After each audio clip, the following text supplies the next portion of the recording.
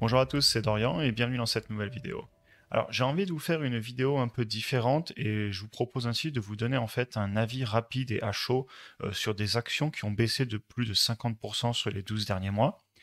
Évidemment, comme vous vous en doutez, il est impossible pour moi de décider d'acheter une action en quelques minutes.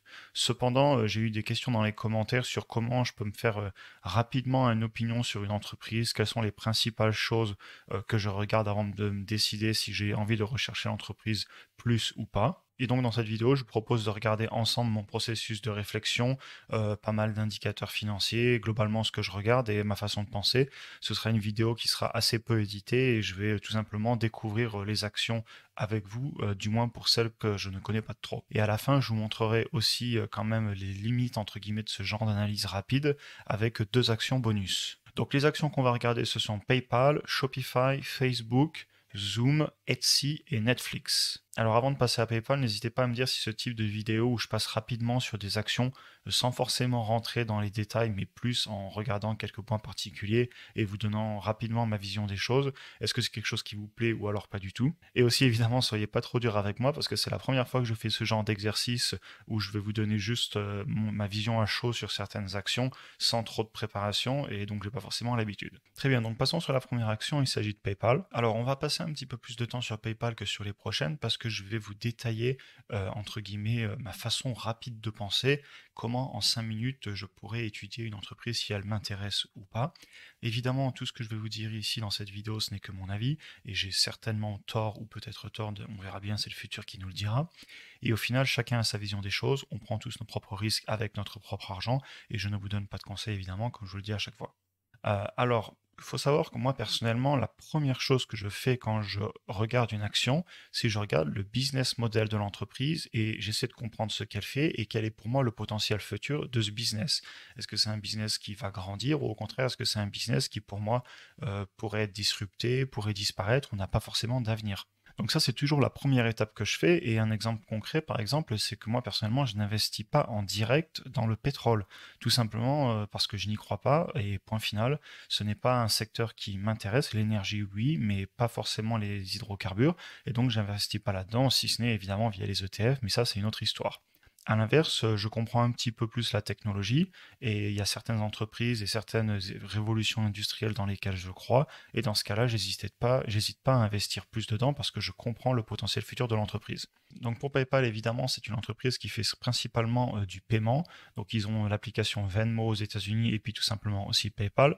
Donc moi, c'est un secteur dans lequel je crois fortement dans le futur. Je suis persuadé qu'ils ont leur place. Ils sont là depuis très longtemps et ils continuent à croître comme on peut le voir. Ici, on peut voir facilement que sur les 5 dernières années, ils ont une croissance du chiffre d'affaires de 18,5% par an en composé. Et on voit que les analyses prévoient dans le futur une croissance des résultats nets de plus de 18% par année sur les 5 prochaines années. Donc moi, personnellement, c'est le genre de business dans lequel je crois. Je suis persuadé que les parts de marché ne vont faire que grossir et que PayPal aura sa part du gâteau. Et donc ça, c'est le deuxième point que je regarde toujours dans une entreprise, c'est est-ce que je pense qu'il y a une croissance possible du chiffre d'affaires, soit déjà dans le passé et que ça va continuer, soit si c'est une entreprise pas encore rentable, est-ce que je crois dans le futur qu'elle sera capable d'avoir du chiffre d'affaires positif et en croissance? Alors ensuite, pour le troisième point que je regarde toujours, ce sont les marges et surtout les marges, est-ce qu'ils en ont déjà, et les marges potentielles futures.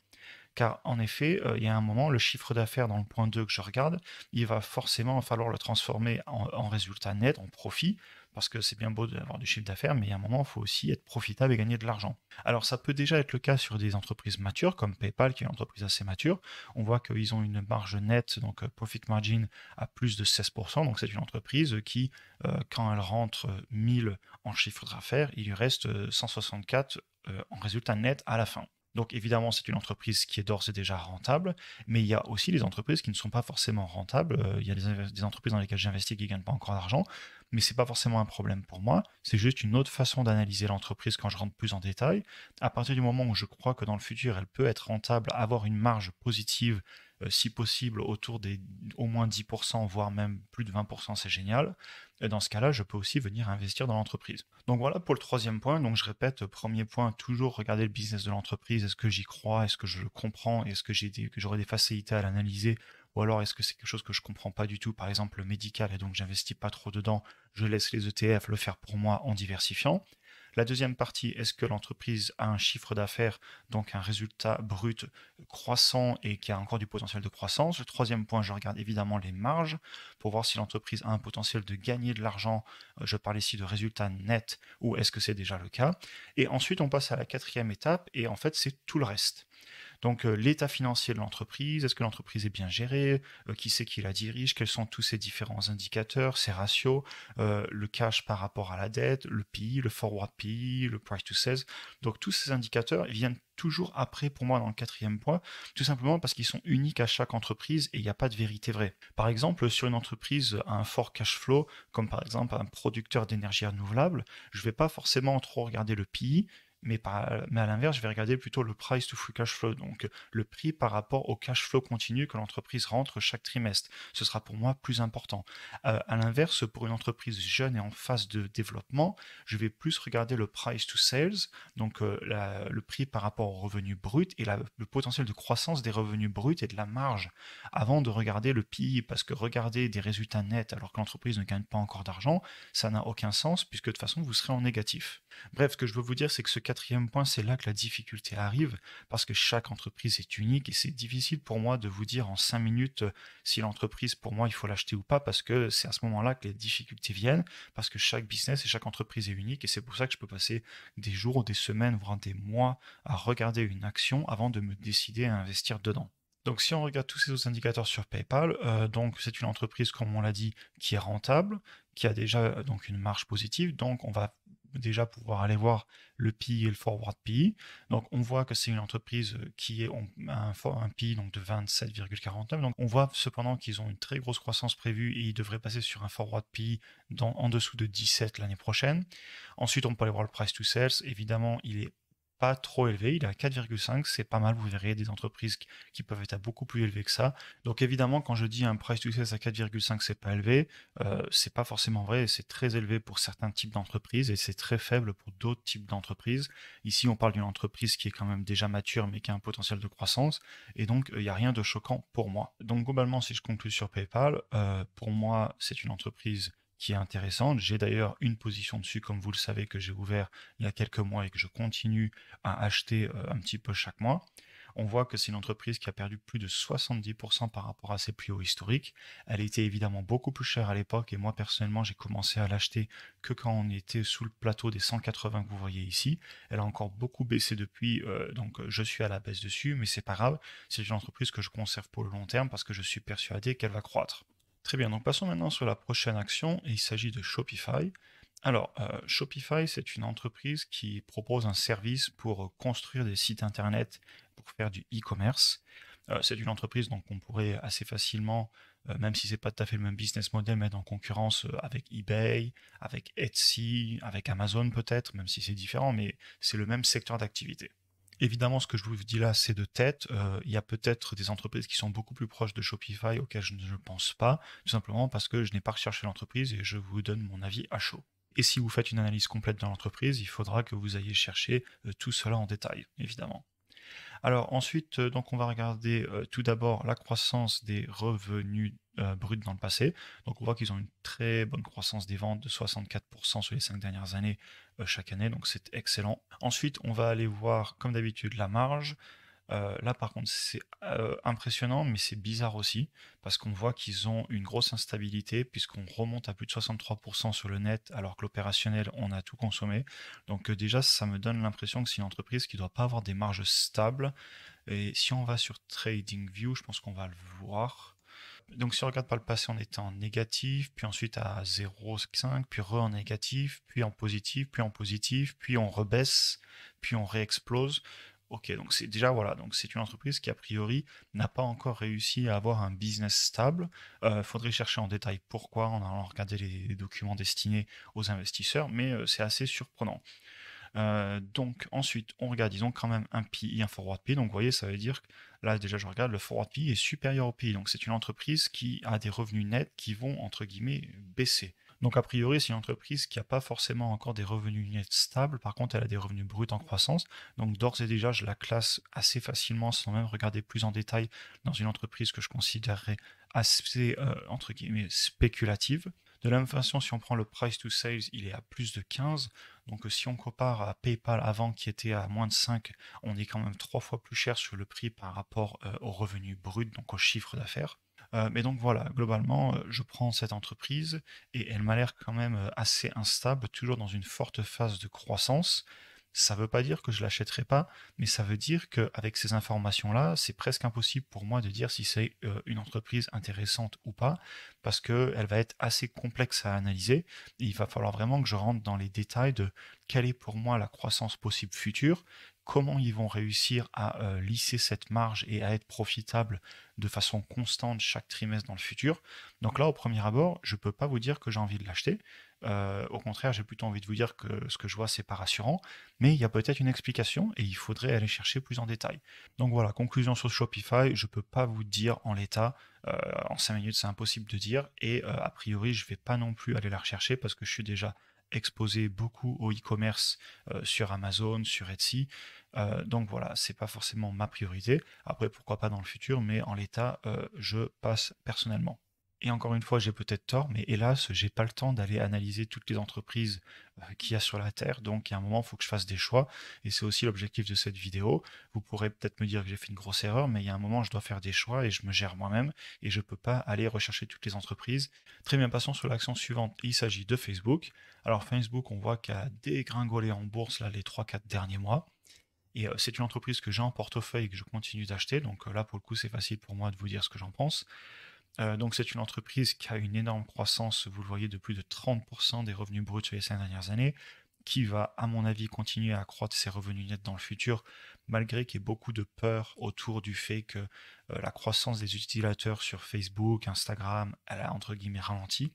Ils ont cependant pour moi déjà une énorme plage d'utilisateurs. Je crois qu'on a plus de 3 milliards d'utilisateurs actifs sur leurs services avec WhatsApp, Instagram, Facebook. Ils investissent aussi énormément d'argent dans le métaverse. Ça, c'est quelque chose qui fait peur. C'est entre guillemets un pari sur les technologies futures. Mais en même temps, c'est une entreprise qui a tellement d'argent et qui gagne tellement d'argent qu'à un moment, qu'est-ce qu'ils vont en faire? Soit ils continuent à investir et essayer de trouver de nouvelles technologies, soit ils versent un dividende. Mais il n'y a pas 50 choses à faire. Donc moi, j'ai aucun problème sur le fait qu'ils investissent et je pense que ça va payer. Mais évidemment, c'est un petit peu plus risqué parce que c'est une entreprise qui est entre guillemets au bord de la falaise et qui doit continuer à révolutionner en permanence pour pouvoir continuer à croître. Donc voilà, moi personnellement, je crois dans le business model de l'entreprise. C'est une entreprise que je comprends. J'ai beaucoup fait moi-même par le passé de la publicité via Facebook, aussi via Google, etc. Donc je comprends un petit peu leur plateforme et je sais que c'est très puissant pour la publicité, sachant que c'est leur principal revenu. Donc ensuite, je vais quand même accélérer parce qu'on a dit qu'on faisait ça rapide. Profit margin, donc ils ont une marge nette de plus de 30%, c'est hallucinant. Donc rien à reprocher. Price to sales à 4,4 pour la croissance de l'entreprise, c'est très bas pour moi. C'est mon avis personnel encore une fois, mais c'est bas. On a un PI à 13, un forward PI à 12, et on va continuer à croître de plus de 20% les résultats nets sur les 5 prochaines années. Donc pour moi, il y a je, voilà. À moins que vous soyez persuadé que l'entreprise va disparaître, que Facebook c'est pas le futur, et je vous respecte pour ça. Ça peut être votre vision des choses. Moi, c'est pas du tout ma vision. Et à ces prix-là, je peux pas ne pas investir. Évidemment, j'ai déjà pas mal investi sur l'action, donc je vais pas doubler ma position. Mais j'ai investi le mois dernier, et peut-être que dans un mois ou deux, je remettrai sans hésiter. Donc voilà, Facebook, elle était facile. Je suis investi dessus, je la connais bien, donc c'est pas compliqué pour moi de vous donner mon avis. Ensuite, passons sur l'action suivante. Il s'agit de Zoom. Alors, comme à chaque fois, premier point, Zoom, qu'est-ce qu'ils font? Zoom, ils sont dans les conférences, la télécommunication, globalement, tout ce qui a été très utile pendant le télétravail et pendant les différents confinements qu'on a eus. Donc, ils ont énormément profité de la pandémie, ils ont explosé en bourse durant cette pandémie, de façon peut-être un petit peu déraisonnable, soyons honnêtes. Et maintenant, elle a baissé de plus de 75% par rapport à ses plus hauts. Rien d'étonnant, puisque l'entreprise est certainement revenue sur des prix plus raisonnables. Donc, si on regarde comme à chaque fois la croissance des revenus, donc voilà, là on le retrouve direct, c'est hallucinant. Ils ont eu une croissance d'une année à l'autre donc sur leurs revenus par trimestre de presque 300%. Donc là on retrouve ce qu'on disait, il y a eu la pandémie et donc leur service a explosé, donc leurs revenus ont explosé. Ensuite, c'est une entreprise qui a une marge de plus de 25%, donc rien à reprocher. On va quand même aller voir si c'était le cas avant la pandémie, même si je suis pas sûr que l'entreprise était en bourse ou pas. Honnêtement, je la connais pas du tout. Vous voyez, je découvre en même temps que vous, hein. Donc voilà, c'est bien ce que je pensais. L'entreprise, en fait, elle est rentrée en bourse juste avant la pandémie. Et vous voyez, elle a explosé en mars 2020. Et depuis, elle a complètement retombé. Et si on prend leur marge, on avait pour le coup des marges non, vous voyez, on était à 8% de marge et d'un coup, elle a explosé 25. Mais après, depuis plusieurs trimestres, on voit qu'ils se maintiennent entre 25 et 30. Donc, c'est plutôt un bon signe par rapport à la marge. Ensuite, si on va voir donc les revenus et la croissance des revenus nets, on voit qu'ils estiment les analystes une croissance de plus de 13% sur les 5 prochaines années. Bon, rien d'étonnant, ils auront leur part du gâteau, ils ont de la concurrence évidemment, et c'est le point sur lequel je vais venir. Ils ont Microsoft, ils ont Google, ils ont Skype, qui appartient à Microsoft, avec Microsoft Teams aussi. Donc ils ont clairement de la concurrence, mais je pense pas que ce soit la pire des choses, sachant que je pense qu'ils peuvent avoir leur part du gâteau comme les autres. Il faudra aller voir si aussi l'entreprise, elle va essayer d'innover ou pas. Est-ce que ils sont juste un système de conférence et puis c'est tout? Ou alors est-ce qu'ils vont essayer de développer de nouvelles technologies avec l'argent qu'ils ont gagné? Ça, ce serait une question que je me poserais et que j'essaierai de rechercher. Et aussi, évidemment, ce que j'essaierai de rechercher, c'est est-ce que leur croissance va ralentir ou pas? C'est-à-dire, est-ce que vraiment ils vont se faire bouffer par la concurrence ou est-ce qu'on y croit? Est-ce qu'on a des signes qui montrent qu'ils vont tenir bon et qu'ils vont prendre leur part du gâteau? Je pense que c'est possible, mais je ne sais pas. Alors, juste, on va quand même regarder les autres indicateurs. Donc, pas de problème d'actifs sur passifs. Ils ont un PI à 21, forward PI à 23. Donc, vous voyez déjà, on voit en fait que, a priori, leurs revenus nets vont, entre guillemets, ralentir. Donc, c'est pas un bon signe. Il faut voir dans le futur si ça va réaccélérer. Et donc, ensuite, ils ont un price to sales à 7,4. Donc, c'est élevé, mais c'est pas non plus extrêmement élevé comme on pourrait le voir sur certaines entreprises qui sont pas du tout rentables. Donc il faudra aller voir plus en détail, mais rien de choquant pour moi. Donc qu'est-ce que je dirais sur Zoom au premier abord, parce que c'est l'objectif de cette vidéo. Quand je vois les différents chiffres, je vois rien de choquant, je vois une bonne marge, je vois des revenus qui ont eu une énorme croissance, mais c'est une entreprise qui, je pense, est assez jeune et qui n'était pas cotée en bourse. Il faudra aller voir s'ils avaient une telle croissance avant la pandémie. Maintenant, la grosse question que je me poserais, c'est quel est leur avenir? Et c'est là que je ne peux pas donner une réponse en 5 minutes et que j'invite tout le monde à faire leur recherche. Est-ce que le management a l'air solide? Est-ce qu'ils ont un gros potentiel de croissance? Est-ce qu'ils vont tenir par rapport à la concurrence énorme, notamment de Microsoft Teams, à laquelle je pense chez les entreprises et aussi même les universités, par exemple, avec Office 365? Donc c'est ce que j'explorerai. Si l'entreprise a un fort potentiel de croissance, eh ben, peut-être que c'est une opportunité d'achat. Par contre, si l'entreprise ne va faire que ralentir, eh bien, dans ce cas-là, ça n'en est certainement peut-être pas une. Donc ça, c'est à vous ou à moi-même, si je suis intéressé, d'aller rechercher maintenant plus en détail.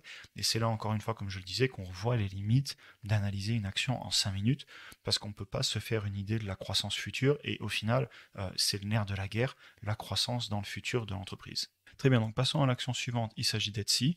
Alors Etsy, je l'ai en portefeuille, comme vous le savez si vous suivez ma chaîne. C'est une entreprise qui fait du e-commerce un petit peu à la eBay, mais ils sont très spécialisés dans la vente d'objets entre guillemets faits main, artisanal, très local, artistes, etc. Donc c'est un marché assez unique. C'est une entreprise qui est en forte croissance. Regardez les 5 dernières années en termes de revenus, on est à plus 44,9% chaque année. On est à plus 44% chaque année en composé. Ensuite, si vous prenez la marge, on est à plus de 20%.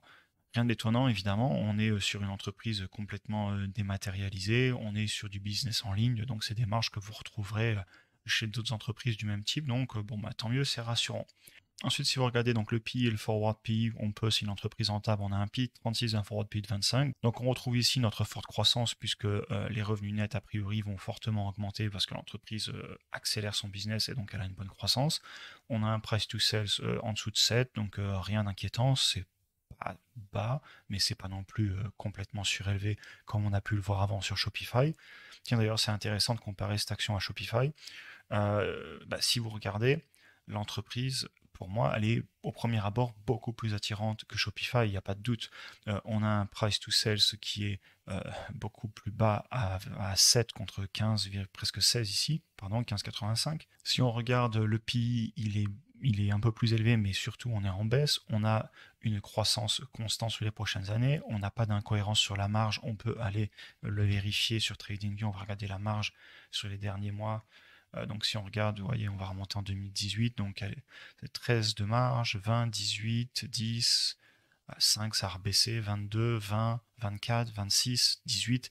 16, donc un petit peu d'instabilité dans les années 2018, mais là depuis 2020, on est tout le temps au-dessus de 20, allez, autour de 20, on a eu un 16, 18, 22, donc voilà, une marge nette beaucoup plus stable qu'un Shopify, donc voilà, pour moi, il n'y a pas photo, d'ailleurs vous le savez, j'ai investi sur Etsy, mais quand je regarde l'entreprise, je pense personnellement, et après encore une fois c'est mon avis personnel, qu'elle est beaucoup moins spéculative qu'un Shopify, et moi à titre personnel, je pense que c'est une meilleure affaire, et d'ailleurs je l'ai en portefeuille, et je pense personnellement que c'est une bonne affaire et que c'est une entreprise qui va croître dans le futur. Encore une fois, je ne vous donne pas de conseils, faites vos propres recherches évidemment. Et là, je vous parle de l'action en 5 minutes alors que ça m'a pris beaucoup plus de temps à me faire mon propre opinion. Très bien, passons sur la dernière action des 6 actions dont je vous avais parlé et il s'agit de Netflix. Alors Netflix, donc bon, vous connaissez le business model, c'est de la vidéo à la demande. Ils produisent énormément de shows, de films, etc. Il faut payer chaque mois un abonnement pour avoir accès à leur contenu. C'est une entreprise qui a eu une très belle croissance de ses revenus sur les 5 dernières années et on le sait, enfin j'avais regardé les chiffres rapidement parce que j'ai commencé à analyser l'entreprise pour info, donc ça fait quelques semaines que je la regarde quand j'ai 5 minutes, quand j'ai envie, et je sais que je commence à avoir pas mal de bonnes choses sur l'entreprise et je vous avoue qu'elle est assez attirante, mais j'ai pas encore investi, je suis honnête avec vous, je vous partage mes investissements en toute transparence comme d'habitude. Donc entreprise qui a une très forte croissance de ses utilisateurs, qui a eu un petit ralentissement et c'est aussi pour ça qu'elle a pas mal corrigé et aussi elle a profité de la pandémie. Avec la pandémie qui a commencé à ralentir, l'entreprise a beaucoup corrigé. C'est une entreprise qui a une belle marge de 17,2%, pardon, pas loin de 20%, malgré le fait qu'elle réinvestisse massivement dans des shows. Alors moi je leur en veux pas qu'ils réinvestissent autant et ça me dérangerait pas s'ils réinvestissaient plus honnêtement parce qu'ils créent du contenu qui, une fois qu'il est produit, leur permet d'attirer des nouveaux clients, ils n'ont pas à le reproduire encore. Donc ils capitalisent leur production passée pour faire de l'argent dans le futur. Et j'adore ce business model. Donc ensuite, si vous regardez, on a un PI à 31, forward PI à 24. Donc ça va avec le fait que les analystes pensent que sur les 5 prochaines années, on va avoir une croissance composée de presque 17% par an sur les revenus nets, ce qui est bien. Et honnêtement, je ne serais pas étonné qu'ils fassent mieux que ça. Parce que je sais qu'il y a beaucoup de personnes qui disent oui, ils vont pas avoir plus de clients, il y a un moment c'est pas possible, tout le monde est abonné, au contraire les gens vont commencer à se désabonner parce qu'il y a la concurrence avec Disney+, il y a plein de concurrence. À ça je répondrais oui peut-être, mais je pense qu'il faut pas sous-estimer l'importance du divertissement, surtout dans le futur. Je pense qu'il y a de plus en plus de gens qui vont avoir du temps libre à consacrer au divertissement. On peut parler de voitures autonomes, de conduite autonome. On peut parler aussi des personnes qui vont recommencer à voyager et qui vont donc consommer beaucoup de contenu dans les transports. Il y a aussi évidemment beaucoup de personnes qui partent à la retraite et je suis toujours surpris de voir que beaucoup de personnes qui sont à la retraite ne sont pas du tout déconnectés de ces nouveautés. Ils sont pas juste à regarder les chaînes nationales, bien au contraire, ils s'abonnent à ces services. Et donc je pense qu'il y a vraiment un futur pour ce type d'entreprise, malgré le fait que évidemment ils ont de la concurrence et ils ont déjà beaucoup de clients abonnés. C'est difficile toujours de trouver de nouveaux clients. Donc Netflix est une entreprise que je regarde attentivement et peut-être que j'investirai dans le futur, on verra. Ça me prend souvent beaucoup de temps à me décider, vous voyez, il me faut pas 5 minutes souvent. Je regarde une entreprise pendant des semaines, voire des mois avant de me décider à l'acheter. Donc rien d'étonnant chez moi, mais pourquoi pas un jour l'acheter. Très bien, maintenant on va finir sur les 2 actions bonus dont je voulais vous parler et je voulais vous montrer un petit peu la limite de cette méthode de regarder en 5 minutes une action et pourquoi pour moi il est important de ne pas acheter une action en y passant 5 minutes dessus sur un coup de tête. Donc tout d'abord on va regarder Tesla. Alors Tesla c'est une entreprise, quand vous regardez les chiffres au premier abord, et ben ça fait peur en fait. Vous avez une croissance des revenus passée exceptionnelle, donc bon ça va encore. Une marge de seulement 10%, même si c'est bien. Et en réalité, ça paraît peu, mais si vous regardez le reste de l'automobile, c'est déjà énorme. Donc vous voyez, déjà au premier rapport, on pourrait se dire pourquoi c'est si bas, mais en fait c'est beaucoup par rapport à l'industrie. Ensuite, si vous regardez le PI, on est à 160, ça fait peur, c'est hallucinant, on se dit mais c'est beaucoup trop cher, et le forward PI, il est à plus de 60. Price to sales à 14, c'est très élevé, on n'est pas loin de Shopify tout à l'heure. Donc si vous regardez tous ces chiffres premier rapport, vous dites mais jamais je vais investir en Tesla, c'est pas possible. Mais pour moi, c'est plus compliqué que ça. Parce qu'encore une fois, on s'arrête au premier abord, on voit qu'il donne une croissance sur les 5 prochaines années d'un petit peu plus de 20% sur les revenus, et je pense que c'est faux. Et ça, c'est personnel, et encore une fois, c'est parce que je suis allé voir dans l'axe d'entreprise ce qui se passe, je suis allé voir industriellement ce qu'ils font, parce que moi personnellement j'ai été formé à l'industrie, et je pense qu'ils vont vraiment révolutionner la fabrication des véhicules. Ils automatisent beaucoup, ils ont ce qu'ils appellent les gigapress, donc ils vont injecter directement des pièces en alu avec des moules extrêmement complexes au lieu de faire des châssis en mécano-soudés. Ils investissent énormément dans la conduite autonome. Ils ont aussi un marketing exceptionnel où ils investissent rien du tout en dépenses de marketing. Ils arrivent quand même à vendre leur voiture en passant beaucoup par les influenceurs, même s'ils ne les payent pas. Ils ont vraiment créé une dynamique de marque hallucinante, et je pense que ça, c'est beaucoup grâce au patron, au CEO Elon Musk. Bref, c'est une entreprise évidemment qui est spéculative, qui est beaucoup plus risquée, comme je le cite toujours, par rapport à un Google ou à un Microsoft. Mais ce que je voulais vous montrer, les limites de cette technique, c'est que quand vous regardez les chiffres, ben, vous n'avez pas envie d'investir. Mais quand vous prenez le temps d'aller chercher un petit peu plus en détail dans l'entreprise, eh bien, vous avez déjà plus envie d'investir si vous y croyez.